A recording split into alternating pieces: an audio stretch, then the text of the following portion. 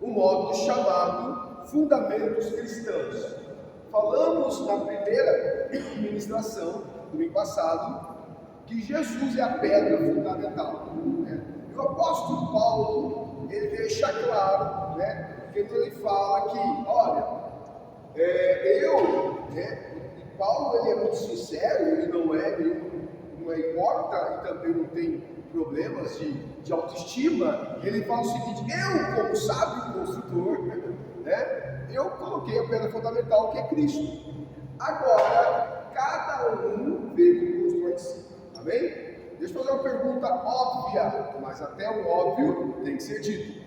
Quem aqui já aceitou Jesus Cristo, seu único, suficiente Salvador? Levanta a mão. Todo mundo. Amém? Ou seja, então você já tem um fundamento.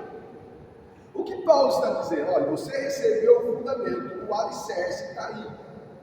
E aí ele fala, estou dando um resumo que eu falei na semana passada. E ele fala o seguinte: agora cada um vê como você constrói em cima, se é de palha, se é ferro, se é ouro, ele vai falando tipo de materiais, né?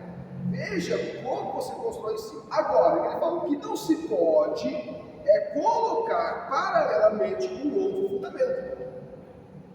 Então eu não posso colocar um outro alicerce, um outro fundamento na minha vida. Eu tenho Cristo, mas também tenho isso aqui. A doutrina de Cristo, mas eu também tenho isso aqui. Não, você não pode. Agora, mesmo sendo Jesus o seu fundamento, mesmo sendo Jesus a sua pedra fundamental, o seu alicerce, você tem que pensar em o que você vai construir em cima desse alicerce. Primeira coisa que você vai construir sua casa, né? Você vai ver lá o seu alicerce. Essa é a verdade. Você vai ver lá, reforçado, tal. Aí já diz no projeto, se você tem um projeto de fazer um sobrado, quero colocar dois andares, tem que ir lá. Tudo isso vai ser já determinado já no seu alicerce. Beleza? Pode ser, tá? Mas eu tenho que dar um tratamento aqui porque não quero infiltrações, vou passar um produto aqui, tal, no alicerce. Porém, gente, o alicerce é muito bom, é reforçado, o alicerce e tal, e eu quero fazer um sobrado de palha. Não vai dar certo, é verdade? Vai ficar meio perigoso. Né? Então, você vai o quê? Aí você vai ter que ver qual o material também que você vai utilizar em cima desse alicerce. Por isso que nós estamos chamando de pedras fundamentais. Né? E a primeira pedra que nós vamos colocar em cima desse alicerce, que já é Jesus, agora é o senhorio. Jesus é o Senhor, é a primeira pedra. Na semana que vem, queridos, eu ia comprar, eu vou ter que comprar, porque eu não gosto de gastar nem dinheiro, gastar papel, acho que mas o bloco mesmo, o flipchart, eu vou fazer o bloco, porque eu vou fazer um desenho. Imagina meu desenho como vai ser. Só para vocês entenderem essa administração, vou fazer uma casinha aqui que é tal, e como que faz. Vou deixar, gente, eu vou pedir para alguém fazer para mim. E vou deixar aqui, a gente vai preenchendo essas pedras. Né? A gente vai preenchendo, tipo assim, qual pedra tem essa? Tem essa pedra, tem essa. Jesus é o Senhor. A primeira coisa, eu aceitei Jesus, eu tenho Jesus como meu Salvador. E eu tenho que entender que a primeira pedra, que Ele é meu Salvador, mas também que Ele é meu Senhor. Isso nós temos que ter muito claro. Então nós vamos lá no Evangelho de João, capítulo 1, versículo 1, né, falar de quem é Jesus. Versículo 1, capítulo 1, versículo 1 ao 5. No princípio era o Verbo, e o Verbo estava com Deus, e o Verbo era Deus. Ele estava no princípio com Deus. Todas as coisas foram feitas por Ele, e sem Ele nada que foi feito se fez. Nele estava a vida era a luz dos homens, e a luz resplandece nas trevas, e as trevas não prevalecem contra ela, né, contra essa luz. Versículo 14, e o Verbo se fez carne, e habitou entre nós, e vimos a sua glória, como a glória do unigênito do Pai, cheio de graça e de verdade. Todas as coisas foram criadas pelo Verbo e sujeitas a esse Verbo, que é Jesus. Todas as coisas foram criadas através de Jesus e sujeitas a Jesus, ou o Verbo, ok? E aí então nós começamos a entender que a nossa visão de Jesus como Salvador ela tem que também estar muito claro que Ele é Senhor de nossas vidas. Tá? E isso já faz parte do plano de Deus. Isso é algo que nós temos que entender, que é o que Deus quer para nossas vidas. Então eu já tenho que entender logo de cara que Jesus, Ele é o Senhor da minha vida. Ele é Ele que controla. E aí nós vamos entender um pouquinho essa questão de ter Jesus como Senhor. O que nós temos visto hoje em dia é que as pessoas têm aceitado Jesus como Salvador, entendem que Ele é o Salvador, não negam isso, porém não têm feito de Jesus o seu Senhor, né? E aí nós vemos lá em Efésios, pode abrir lá em Efésios 10, Efésios capítulo 1, versículo 10, Efésios 1, 10, que façam esse plano de Deus.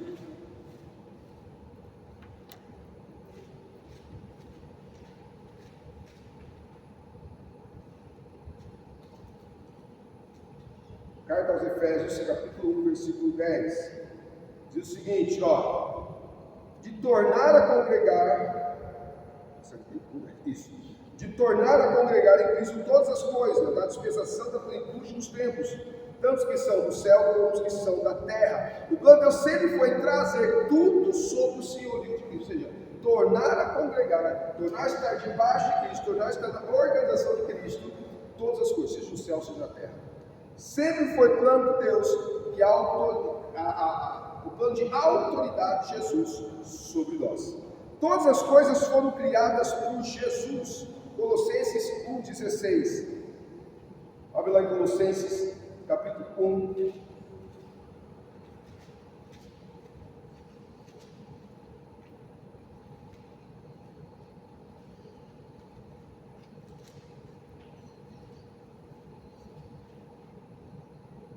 Versículo 16, Colossenses 1,16. Porque nele foram criadas todas as coisas, que há nos céus e na terra, visíveis e invisíveis, sejam tronos, sejam dominações, sejam principados, sejam potestades, tudo foi criado por ele e para ele. Então todas as coisas foram criadas por Jesus. Então a questão de Jesus ser Senhor é onde é um plano divino, certo? Pode ser um plano divino, tá? Jesus como Senhor é um plano divino. Não é uma questão assim que, vamos começar a servir o Senhor, a Jesus como Senhor agora, né? Legalzinho, né? Não é isso. Isso já faz parte do plano divino. Desde a fundação do mundo, desde a eternidade, né? A gente fica bolado, né?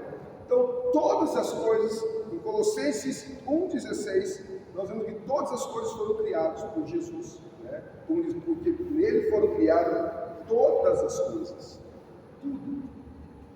E nós estamos lendo esses textos para a gente entender, né, por que Ele é Senhor de todas as coisas, porque dependemos de Jesus, porque servimos a Jesus. E aí é um termo que às vezes nós usamos de uma maneira muito automática. Eu sirvo a Jesus, eu sirvo a Jesus. E virou sinônimo de a igreja. Servir a Jesus virou erroneamente sinônimo de a igreja. A pessoa vai começar a vir à igreja e vai falar, mas estou servindo a Jesus. Não necessariamente. O problema é esse. Não necessariamente. Não porque a pessoa está na igreja, ela está servindo a Jesus. Entendeu? Então Jesus, quando Ele é colocado como também Criador, juntamente com o Pai, né? Ou seja, todas as coisas foram criadas por Jesus, pela palavra, a gente tem que começar a ver o seguinte, calma aí, eu sou servo mesmo desse Jesus? Ou eu sou um frequentador da igreja? Ou eu venho à igreja? Eu falei na semana passada que qualquer proposta que nós entregamos às pessoas para elas estarem na igreja, que não seja Jesus, nós estamos criando um outro fundamento. a igreja, né? Porque lá tem pessoas bonitas. Cara, já coloquei outro fundamento. Cara, você precisa estar, né, servir a Jesus porque você precisa de dinheiro, por outro fundamento. As pessoas precisam de Jesus porque precisam de Jesus. Com Ele vem todas as outras coisas.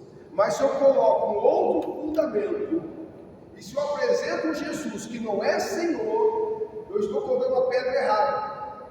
Já coloquei um fundamento errado, ou seja, eu apresento outra coisa para as pessoas que não sejam Jesus. Ah, pastor, mas aí as pessoas, se eu apresentar Jesus, as pessoas vão na igreja, mas vai fazer o que na igreja, se não é com Jesus também? Não tem o que fazer. Está entendendo? Se eu apresento uma outra proposta que não seja Jesus, eu estou colocando outro fundamento, diz o apóstolo Paulo. Ninguém pode colocar outro fundamento que não seja Cristo. E aí tudo bem, eu apresentei Jesus, mas eu apresento Jesus que não é Senhor. E às vezes estamos apresentando na igreja, não só o novo convertido, às vezes, o pastor, eu vou falar da minha categoria aqui, estou apresentando um Jesus que não é Senhor, um Jesus legalzão, bom de papo mesmo, o cara compreende tudo, um Jesus que aceita tudo, um Jesus tolerante, que a palavra da moda vai tolerância, né? Tolerância, né? É a palavra da moda. Um Jesus que aceita tudo, tolerante. Ah, Jesus é amor. Ah, Jesus vai fazer isso. Então criou-se um Jesus diferente hoje. A igreja mesmo criou um Jesus diferente. E não um Senhor. Que é um plano divino já de ser Senhor. Ele é o Criador. Entendeu? Ele é a autoridade. Abre lá em Salmo 138. Gente, eu vou abrir minha Bíblia, vai aparecer muito papel no meio, gente. Salmo 138.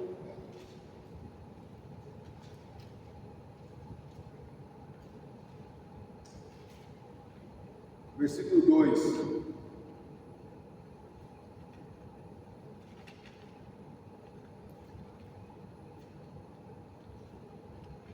Inclinar-me-ei para o teu santo templo e louvarei o teu nome pela benignidade e pela tua verdade. Aqui já aparece Jesus aqui, gente.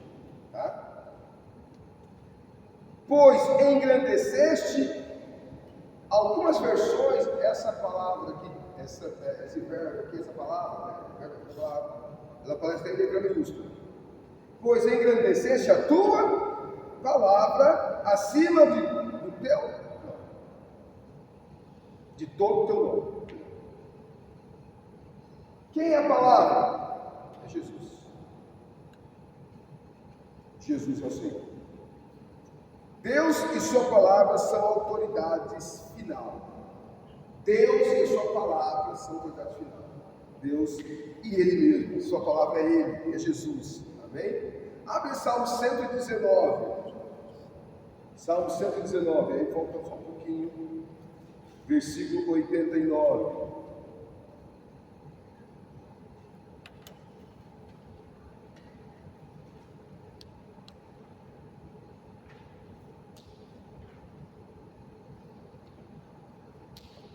Vivifica-me segundo a tua benignidade, assim guardarei o testemunho da tua boca, como as versões traz da tua palavra.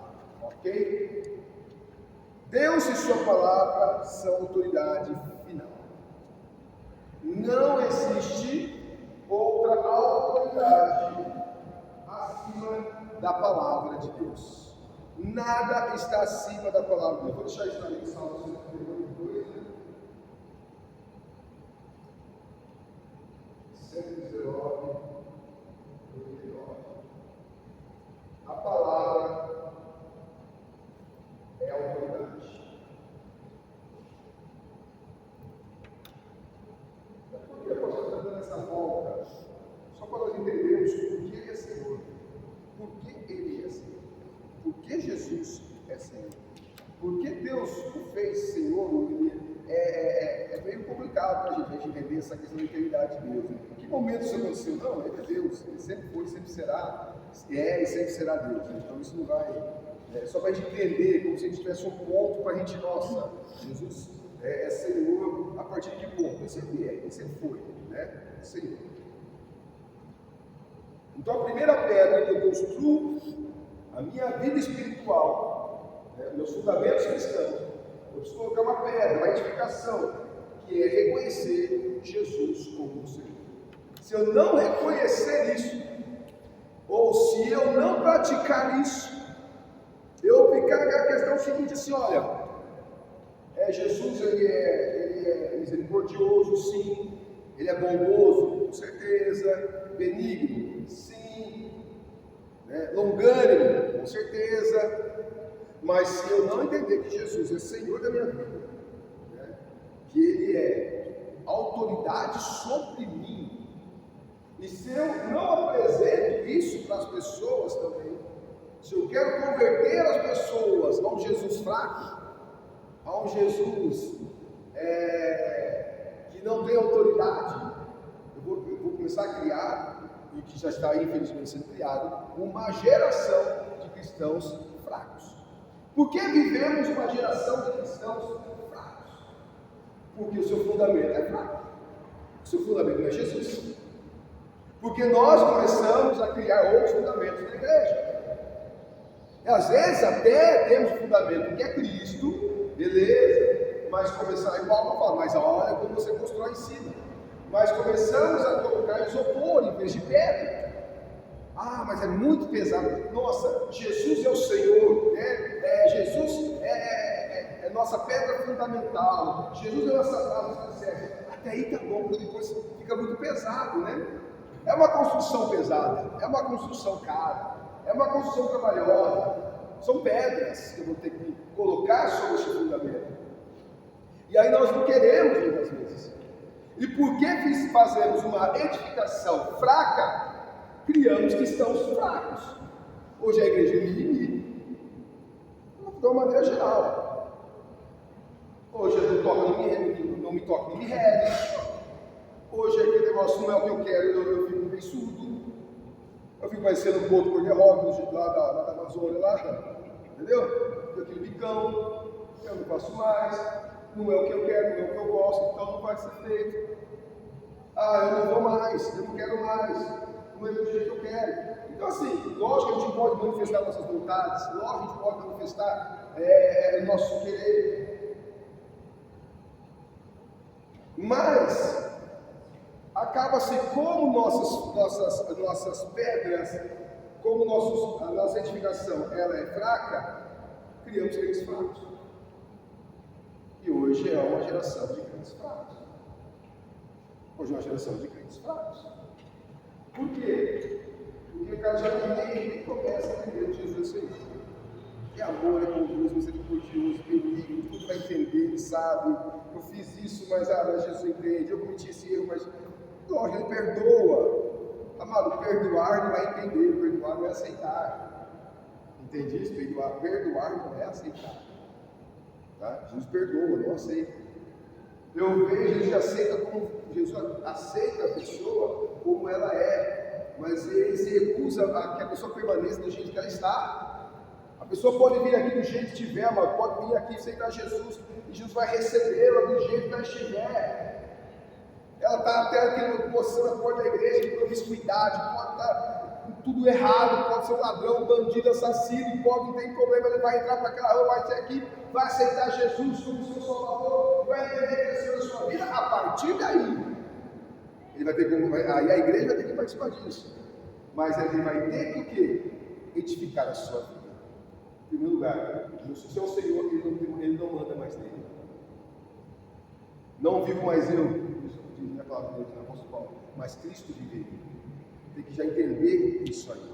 Amém? Se as pessoas não entenderem isso, vai ser essa questão de eu faço quando eu quero, porque eu quero, do jeito que eu quero. Não estou falando também, amado, de usar isso aqui. Vamos por aí, eu vou pastorar, agora eu vou usar isso aqui para o meu bel prazer. Eu vou usar isso aqui para eu fazer, eu vou obrigar a Bela a fazer algo que eu quero, o Luciano quer, para desejar você não está fazendo para o Senhor. Não, eu quero para mim, fico falando para a Bela, fazendo para o Senhor e é para mim. Temos que tomar cuidado com isso. Mas o que faz eu entender isso? Se eu estou fazendo porque eu capricho do pastor ou é o mandamento da palavra? Conhecer a palavra, gente. Conhecer a palavra. E aí você nunca, olha, é uma geração fraca e a geração mais dependente, mais enrolada, mais extorquida da história da igreja, essa geração. Repito, quando eu falo geração, vou repetir de semana passada, não estou falando de idade, estou falando de era, não estou falando de jovem, estou falando de era, tá? Então nessa era, não importa se tem 10 anos, se tem 80 anos, essa, eu estou falando de era, de espaço e tempo. É a geração que mais se tem extorquido, mais se estão extorquindo igreja, membros de igreja. Você fala, não, mas a geração que conhece tudo, conhece tudo, mas não conhece a palavra. Faz se enrolar. Está entendendo? Uma geração fácil de ser enrolada. Como criador, gente, se Jesus como criador, ele é criador, é isso que está Bíblia, né? Como criador, abrindo lá em Romanos, como criador, deve ser, se deve dúvida não, de dever, deve ser também governante. É muito bonitinho, mas Jesus é palavra, Jesus criou todas as coisas, mas a hora que fala que ele é governante, que ele é Senhor. Romanos, carta aos Romanos, capítulo 9, versículo 19. Diremos então, por que se queixa ele ainda, porquanto quem tem resistido à sua vontade? Mas, homem, quem és tu, que a Deus replicas? Porventura, coisa formada, dirá o que formou? Por que me fizeste assim? Ou então, tem um oleiro, ou não tem um oleiro poder sobre o barro, para da mesma massa fazer um vaso para honra e outro para desonra? Tem ou não tem um oleiro poder sobre o vaso? Se ele é criador, ele é governante. Se ele é criador, ele é o governo. Se ele é o criador, ele pode fazer as coisas. Se ele é criador, ele tem autoridade sobre quem ele criou, ou sobre o que ele criou e quem ele criou. E aí muitas vezes nós não queremos entender que Jesus é o Senhor de nossas vidas, que Ele tem o governo de nossas vidas. Se Ele é o Criador, também Ele é o governante. Aí eu quero que Jesus me salve, mas não quer que Ele governe a minha vida. Sabe algumas pessoas, talvez de uma maneira involuntária, têm visto Jesus? É assim: hoje eu recebo Jesus como meu Salvador. Vamos fazer uma linha do tempo aqui. Eu recebo hoje Jesus como meu Salvador. E aí Jesus vai voltar daqui 10 anos. Um exemplo. Recebo hoje, Jesus vai voltar daqui 10 anos. Então eu recebo Jesus hoje. É como se ele pegasse a minha alma, então congelasse minha alma, vamos dizer, e conservasse ela até a volta. Então tudo que eu fizer esses 10 anos, não tem problema nenhum. Ele já me salvou, daqui 10 anos, pronto, Jesus veio me buscar. E eu não quero, durante esses 10 anos, ser governado por Deus, por Jesus. Eu quero ser salvo. Não importa quando vai ser a minha morte, não importa quando vai ser a volta dele. A partir do momento que eu aceito, eu quero ser conservado e nada mais. Eu sou salvo. Mas eu não quero, nesse período, ser governado por Jesus. As pessoas não querem. Mas esse é o evangelho que está sendo pregado hoje. Você está salvo. Mas venha como estás e permanece pior ainda, né? Tem pessoas, o quadro da pessoa depois de convertir, mas que é pior do que antes. Porque ele recebe tanta liberdade, que acaba sendo libertinagem. Nós somos libertos do pecado. Gente, quando Jesus morreu por nós na cruz, é muito claro isso nas cartas de Paulo, ele comprou-nos com o seu sangue. Gente, nós sempre seremos servos. Sempre seremos servos de alguém. Entenda isso. Nós somos livres, pastor, somos livres do pecado. Somos livres do diabo. O que agora que Jesus fez? Quando ele morreu por uma cruz, ele nos comprou com o seu sangue e nos tirou da condenação, e nos tirou do inferno, tirou da mão do diabo, porque ele tornou-se o quê? Um novo Senhor. E para ele ser Senhor, ele teve que pagar o resgate desse escravo. Sou eu e você. Só que ele é um Senhor diferenciado. Ele falou o seguinte: mas você é livre. Entende isso? Ele nos comprou e nos deu a liberdade. Liberdade tal que você pode escolher se ele continua sendo o Senhor da sua vida ou se você volta a ser escravo do diabo também.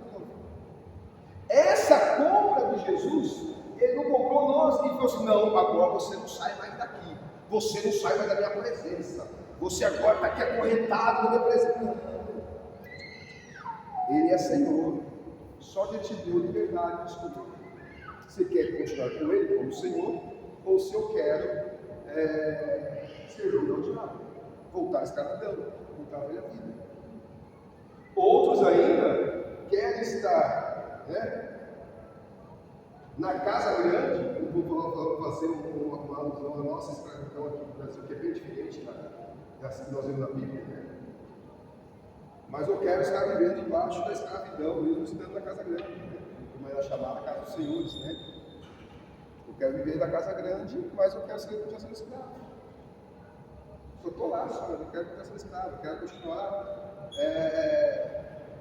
sendo proibido de chupar manga todo leite, que fazia os caras brasileiros, E daí por diante, eu quero viver uma vida de escravo aí na casa grande. Eu quero estar com Jesus, mas viver uma vida do pecado, uma vida de escravidão do pecado.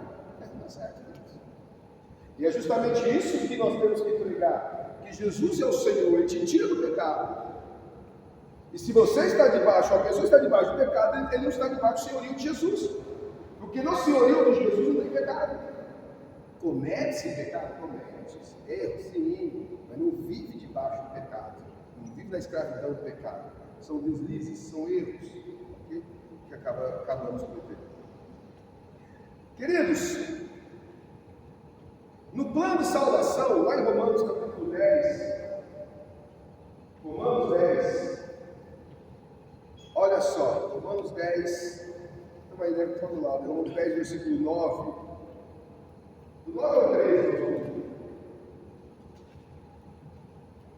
9 ao 13, diz o seguinte: a saber, se com tua boca confessares ao Senhor Jesus, o senhorio de Jesus já está no plano de salvação, queridos. E em teu coração credes que Deus o ressuscitou dentre os mortos, será salvo. Visto que com o coração se crê para a justiça, e com a boca se faz confissão para a salvação. Porque a Escritura diz: todo aquele que nele crê não será confundido. Porquanto não há diferença entre judeu e grego, porque o mesmo é o Senhor de todos, rico para com todos que o invocam. Porque todo aquele que invocar o nome de quem? Do Senhor, será salvo. O senhorio de Jesus está no plano de salvação. Gente, quem não tem Jesus como Senhor não está salvo. Se ilude. Paulo aqui dá um resumo do plano de salvação. Se com tua boca confessares ao Senhor Jesus, já começa a sua confessando que Jesus é o Senhor da minha vida. Ele é o Senhor da minha vida. Ele é o Senhor. A palavra-chave da salvação é Senhor. Essa é a palavra-chave da salvação. Ele é o Salvador, mas a palavra-chave da salvação é Senhor. Paulo já começa nesse plano mostrar a igreja em Roma: se com a tua boca confessar ao Senhor Jesus, em seu coração creres que Deus ressuscitou dentre os mortos, então você será o quê? Salvo. Então é só confessar Jesus como Senhor. Como Senhor. A salvação vem quando eu reconheço Jesus como Senhor. Como Senhor. Ou seja, aquele que vai dominar a minha vida. Aquele que vai controlar a minha vida.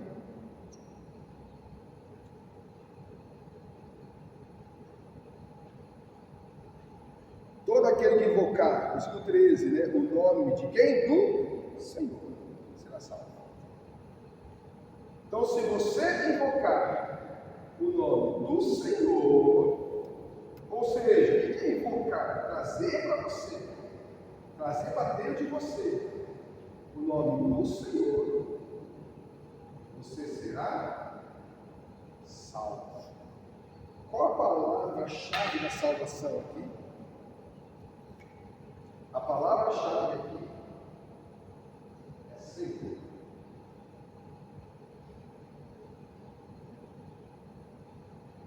Como isso está no grego? Vou colocar uma corzinha. No grego a palavra está assim. Eu conheço. Curios. Senhor é curios.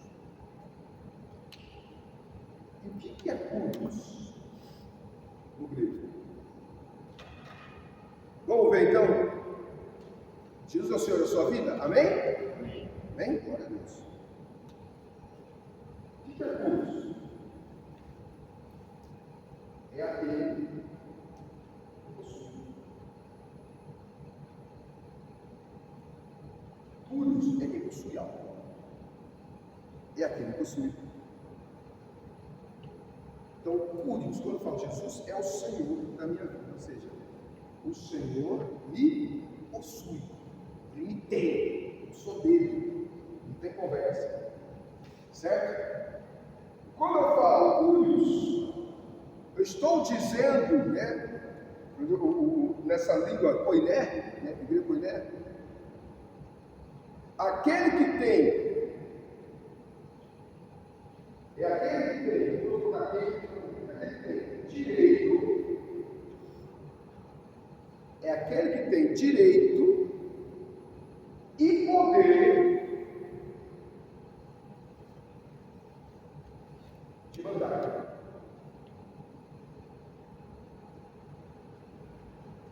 O que é curios? Quem é Senhor? É aquele que possui, é aquele que tem direito e poder de mandar. Tem pessoa que manda sem direito nenhum, né? E sem poder nenhum. Não, Jesus não. Ele tem o direito e o poder de mandar. Se ele é Senhor da vida, ele tem o direito e o poder de mandar. Se ele é Senhor, outra palavra, ele é o dono. Ele é o dono. Ser Senhor, ter Jesus como Senhor de sua vida, é dizer o seguinte: olha, ele me possui, ele tem total direito de mandar, direito e poder de mandar na minha vida. Por quê? Como se ele é meu dono. Né?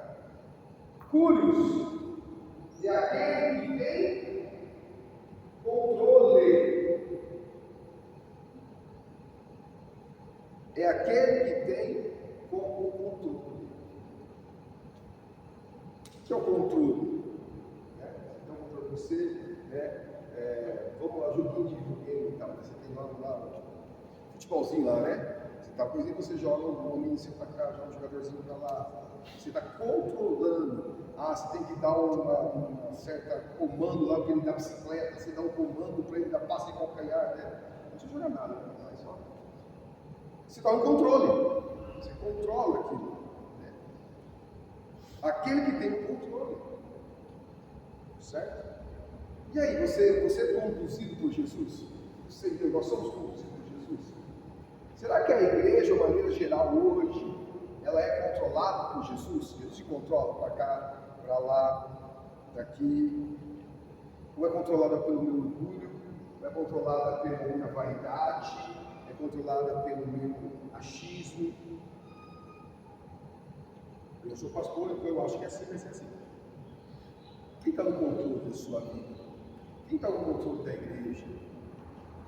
Jesus tem que ter o controle. Se ele é Senhor, tem controle.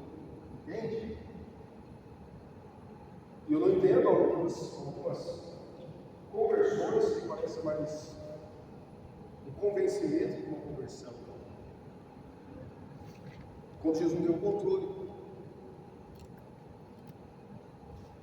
Se ele é por isso, se ele é o Senhor, se está aqui em Romanos 10, essa é a palavra, a palavra Senhor em Romanos 10 aqui, que nós lemos por, quando o Senhor é por isso. O que mais que ele quer então que significa essa palavra cruz nos traz como significado? Ele é mestre. O que é o mestre? O mestre é o que ensina. O mestre é o que fala, ele possui, ele tem poder de mandar, dono, controla, mas ensina. Olha, não é aqui, olha assim, olha desse jeito. O papel do mestre, Jesus é o mestre. Ele não é apenas o mandão, o dono. Não, ele ensina, olha que maravilha. O mestre, o Senhor, que dá direção. Olha, faz desse jeito. Não entra nisso, faz aquilo, escolha por isso, escolha por aquilo. Ele é mestre. Então esse controle não é um controle que que eu faço às cegas. Não, é um controle ensinado, é um controle orientado, é um controle direcionado. Ele tem o controle, mas ele é o mestre. Se tem uma coisa que mestre gosta de ensinar, característica de um mestre é ensinar. Então, se Jesus ele é o mestre, a característica dele, o perfil dele é ensinar. Como o Senhor, ele quer te ensinar. Jesus, olha que maravilhoso, ele quer que nós o sirvamos, mas saibamos por que o sirvamos. Vem entender por que o sirvamos. Devemos saber, ter noção por que estamos fazendo aquilo. Ele não quer fazer de nós um escravo como o diabo fazia, e simplesmente tinha que fazer porque tinha que obedecer e acabou. Não, ele é o mestre. Ele é o mestre, ok? E para fechar aqui, que eu gosto demais, tá? Deixa eu colocar aqui, eu já falo. Estou falando. Ele é a autoridade suprema.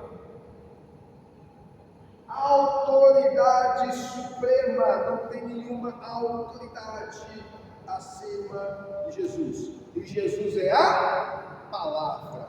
Por isso, tão somente por isso, simplesmente por isso, tem coisas que falam, mas o Senhor foi Deus que mandou. Eu falo, mas cadê a palavra? Não, mas não está na palavra, só faltou para o pastor Luciano, não mais ninguém, mais calma aí. Só falou para a Jéssica. Só para a Jéssica. Vinícius, faz isso, porque Deus mandou. O pastor não viu a palavra, mas ele falou para a Jéssica, aquela hora que você estava jogando videogame com seu filho, Deus estava falando para a Jéssica, você perdeu. Então você realmente simplesmente obedece. Não, gente, está na palavra. Direção de Deus, ela tem que bater com a palavra. Eu falei semana passada, vou repetir aqui, uma coisa que eu já falei semana passada, você vai repetir. Não confunda experiência com doutrina. Não confunda experiência com doutrina. E às vezes valorizamos, eu li a passagem de Jesus falando, que ele cita a passagem de Isaías, que ele fala, esse povo me adora mais com os lábios, né, do que com o coração, porque eles preferem regras de homens. Jesus repetiu essa palavra de Isaías. Ele prefere regras de homens do que a palavra de Deus. Então nós valorizamos muito mais as regras de homens do que a palavra de Deus. Vou dar um exemplo bem fácil aqui, bem fácil de entender. Regras de homens, regras de Deus. Regras de homens, gente, não quer dizer que você não possa ter. Para um convívio comunitário, você tem que ter algumas regras naturais. Isso é normal. Irmãos, nós precisamos orar. Quando eu falo precisamos orar, oração é uma doutrina. Doutrina da oração. Orar sem cessar, orar em todo tempo, orar em não santo, sem ira, sem contenda, essa é doutrina. Tá. Aí eu falo o seguinte, uma maneira organizacional, uma maneira para nós ensinar, uma maneira para fazer, como nós fizemos, por exemplo, lá, à meia-noite nós vamos estar orando, tal. Isso já não é doutrina. Né? Isso é uma organização. Uma forma nós fazemos. Aí o irmão chega e fala assim, pastor, aí assim chega e fala, pastor, eu não quero orar hoje, porque eu vou orar, mas eu gosto de orar das 3 às 5 da manhã, orar meia-noite para os fracos. Aí você vai falar assim, não, eu vou orar das 3 às 5 da manhã. Pronto, eu sou mais santa. Aí vai, não, você está errado, você está em pecado, irmão, porque oração é a minha. Não, orar é a regra. O horário foi uma convenção que fizemos, achamos legal, vamos orar junto e tal, beleza. Mas se a irmã, querido, que orar 3 horas da manhã, ora, porque a doutrina é a oração, não é o horário da oração. E aí, é importante nós orarmos juntos? É importante fazer uma vigília juntos? Sim, eu gosto de mais, vou fazer mais. É importante nós fazermos uma estratégia? É importante. Agora, quando eu coloco essa regra humana mais importante do que a regra divina, já comecei errado. Quando eu valorizo mais o horário do que a oração, eu comecei já errado. Por quê? Porque o horário foi uma convenção nossa. Achamos melhor, tal, ou o pastor foi arbitrado, né? O pastor não perguntou para ninguém, foi arbitrado. Gente, meia-noite, vamos entrar na live, vamos entrar no meeting. E foi arbitrado. Arbitrar é uma coisa, ser senhor é outra, ou seja, se você não entrar, você está perdido, você está no inferno, você não vai receber sua bênção. Não. Aí é diferente, porque às vezes você como líder precisa ser arbitrário, senão as coisas não andam. Como assim? Gente, o Vinícius falou, gente, sai da hora. Gente, se for perguntar para cada um, é da hora. Deu, não deu, mas o líder tem hora que tem que ter, ele tem que ser arbitrário, tem hora que tem que dar um pedido, é assim, tem que bater o martelo. Normal, isso é normal, tá certo? Então o pastor marcou a vigília meia-noite. Se eu perguntar para cada um, pastor, faz uma filma, pastor, mas nossa, a noite toda, vamos fazer 2 horinhas, então tem hora que é arbitrário. Mas não quer dizer que essa arbitrariedade seja doutrina, é só uma organização, queridos. Pastor, não vou orar em casa. Orar, ponto, a palavra-chave é orar, ele vai orar, ponto. Se é aqui, se é na casa dele, ele vai orar. Então acontece, o que como pastor tem que valorizar? A palavra oração, e não orar, e não local. Mas se eu valorizo muito mais local, horário do que oração, estou nas regras humanas mais do que as regras de Deus. Vocês estão entendendo? Estão entendendo? Amém?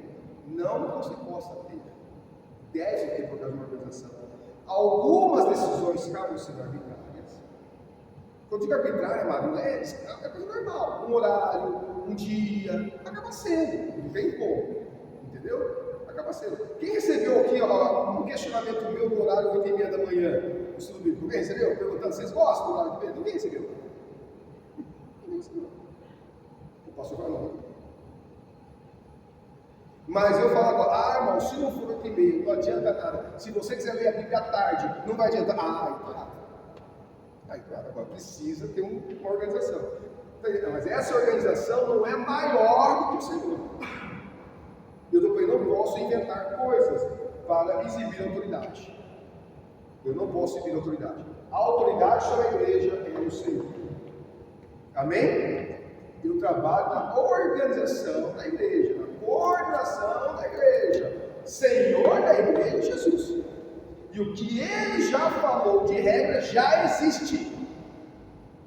Já existe. As regras do jogo já existem. Eu tenho que aprender, eu tenho que interpretá-las, mas elas já existem. Amém? Pastor, a única forma de aprender a palavra, irmãos, é você vir domingo de manhã aqui. Não. Pastor, eu posso aprender em casa? Pode. Eu posso estudar sozinho em casa a Bíblia? Pode. Você está estudando a palavra? Pode. Eu acho um pouco mais difícil, eu acho mais legal todo mundo junto, eu acho mais gostoso, eu acho que é mais fácil, né? Todo mundo junto. Mas não eu não posso colocar aqui mais que você só vai ser edificado na palavra de Deus se você vier domingo de manhã comigo ministrando. Não, é são regras de obras. Está entendendo? Só sou um facilitador. Estou aqui facilitando, amado. Você poderia estudar isso na sua casa, talvez até com mais detalhes. Só estou facilitando. Estou apenas despertando o teu interesse por esse assunto. Esse assunto tem muito mais coisas.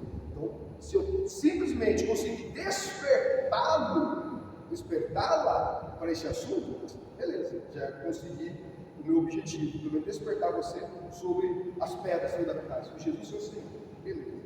Amém? Então assim, eu não posso colocar uma regra que Jesus não colocou mais. Amém? Eu não posso impor algo que Jesus não impôs na sua palavra. Ok? Agora, para terminarmos, abre lá em Lucas, capítulo 7. Evangelho de Lucas, capítulo 7, versículo 8. Alguém pode ler para mim? Não, gente, deixa eu falar uma coisa, cara. A igreja tem que ter ordem. Pode ler ao mesmo tempo, gente. Fica bagunça. Um só lê, calma, gente. Pelo amor de Deus. Que foi, Jéssica, você levantou a mão? Não, então. Ah, não levantou? Não. Eu também estou debaixo da autoridade de oficiais superiores e tenho soldados que obedecem às minhas ordens. Digo para um, vá lá, e ele vai. Digo para outro, venha cá, e ele vem. E digo também para o meu empregado, faça isso, e ele faz. Olha que maravilha. Do que esse texto está falando? Qual é o contexto desse daqui, gente? Alguém sabe falar para mim? O que esse versículo está falando? Quem que é? Olha só, não é revelação, não. O que é essa história? Qual é o contexto? O que está acontecendo aqui em Jesus? Esse camarada fala isso de Jesus. É um centurião, é isso? Ele vai buscar Jesus porque o seu servo está doente. Por que foi buscar Jesus do servo? Só um parênteses aqui, não é esse o assunto, mas o Senhor, naquela época, nós temos que entender como é que a Bíblia foi escrita. Naquela época nós temos então que entender o que se falava naquela época, porque naquela época se falando, trazendo para nós, o Senhor, ele é responsável praticamente por 3 coisas básicas. No mínimo tinha que ser responsável pelo alimento, pela vestimenta e pela saúde do seu servo. Então, ele como Senhor, esse centurião, que tinha um servo doente, poderia ter corrido atrás para tentar curar esse servo não curou, não foi curado da forma. Então ele vai recorrer a Jesus. Acredito eu que tenha recorrido a outras coisas antes, ou primeiro recorreu a Jesus, tudo bem. A questão é que ele recorreu a cura para o seu servo. Né? Por quê?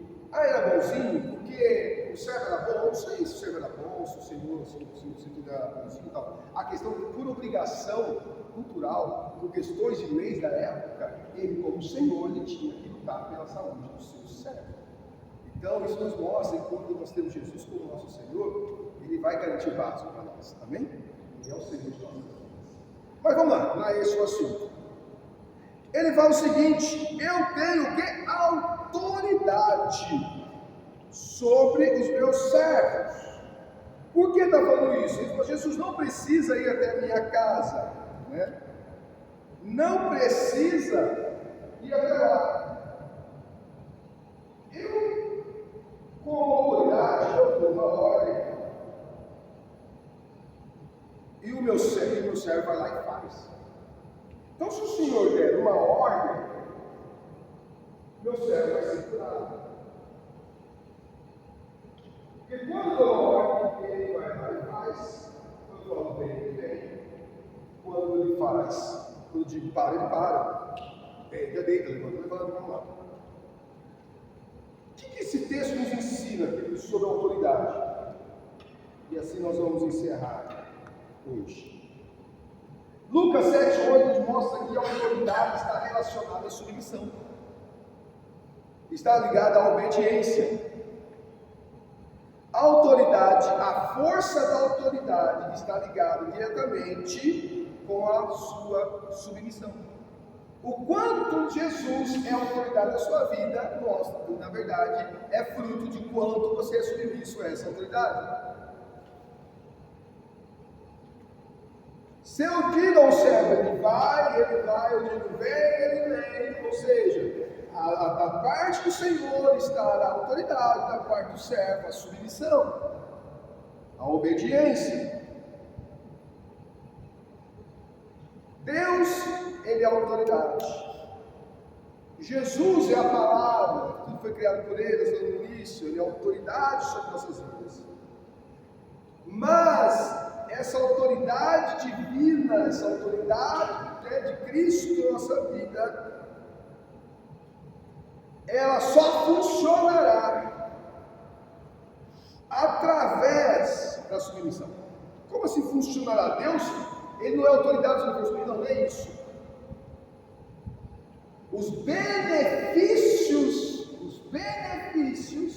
de ser servo de Jesus só usufruiremos se formos obedientes a Jesus. Está entendendo? Deus, Ele é a autoridade, mas somente através da nossa submissão ganhamos os benefícios de ter Jesus como autoridade. O desobediente, ele não tem os benefícios de ter Jesus como Senhor da sua vida. Ele não tem esses benefícios. Porque, queridos, existem muitos benefícios, infinitos benefícios em ter Jesus como Senhor de nossas vidas. Existem mais benefícios para isso. Jesus como Senhor de nossas vidas. Mas Jesus nunca deixará de ser Senhor. Ele nunca deixará de prevalecer sobre nossas vidas. Mas os benefícios de ter Jesus como Senhor só usufruiremos se formos obedientes. Os desobedientes não usufruem dos benefícios de ter Jesus como Senhor. Amém? Eu digo ao servo, vai, não vem, e tal. Tudo isso é importante. Mas se o servo não obedecer, ele não vai usufruir dos benefícios.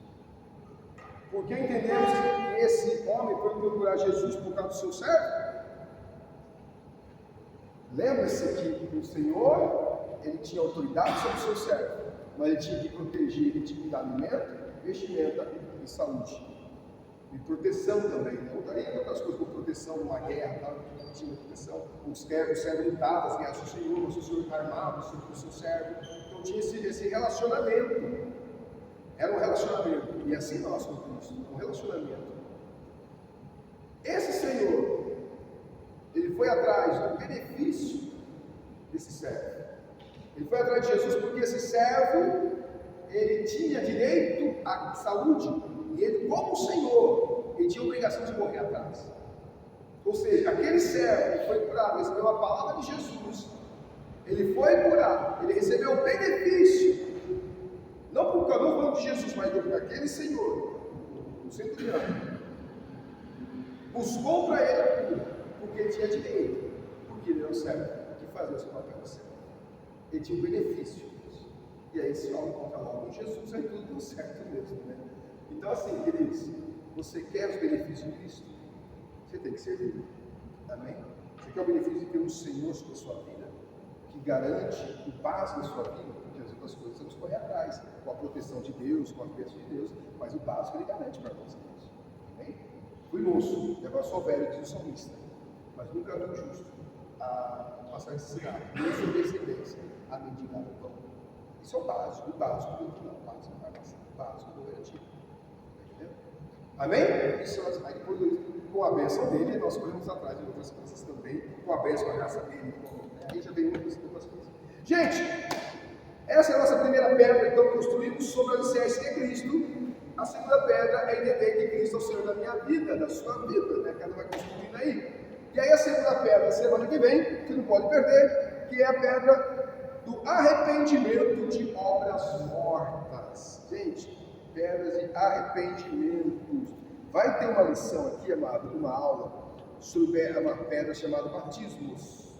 Tipos de batismos que nós encontramos na palavra de Deus, né? Além do batismo das águas, o que mais que nós encontramos? Nós precisamos mergulhar, né, na palavra de Deus. Bênção, queridos. Amém? Glória a Deus. Vamos colocar de pé.